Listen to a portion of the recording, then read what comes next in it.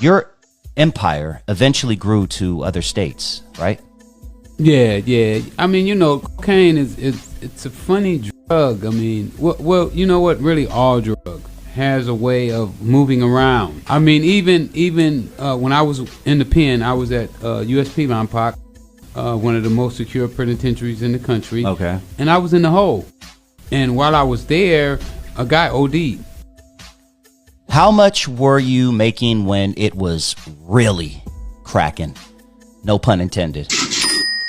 My last 2 years, I made at least $1 million every day. Every and some days up to $3 million. Jeez. I wasn't into the cars. You know, Okay. I wasn't into the clothes. You were somewhat smart. You didn't bring attention to yourself. No, because if I would have been busted a long time Right ago. away, yeah.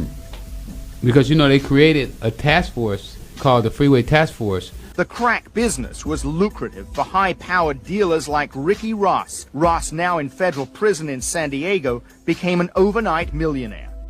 So how did your name become synonymous with CIA, Ronald Reagan, Nicaragua? It was this reporter named Gary Webb from the San Jose Mercury News, and he was following my old drug supplier. Trying to figure out who this guy was, what was he doing, how did he do it, how was this guy avoiding prosecution for all these years. In his research, he ran into me, and we struck up a friendship, and he told me he was writing a story, and we just started working together. Members of the CIA's army in Nicaragua helped spark a crack cocaine explosion in urban America in the 1980s. The report said two Nicaraguans, Danilo Blandon and Norwin Meneses, sold tons of cocaine to Los Angeles drug dealer Ricky Ross. Blandon and Meneses funneled millions of dollars in profits to CIA-backed rebels fighting the leftist Sandinista government in Nicaragua.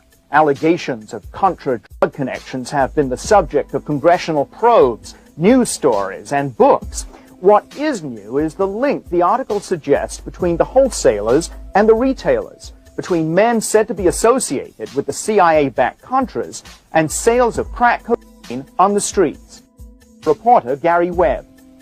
Did the CIA put drugs into the black community? We don't have any evidence so far that they did it directly.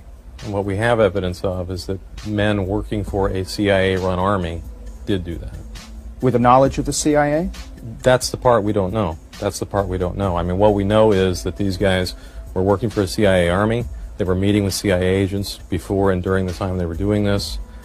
What happens from there is sort of where we ran into the wall of national security.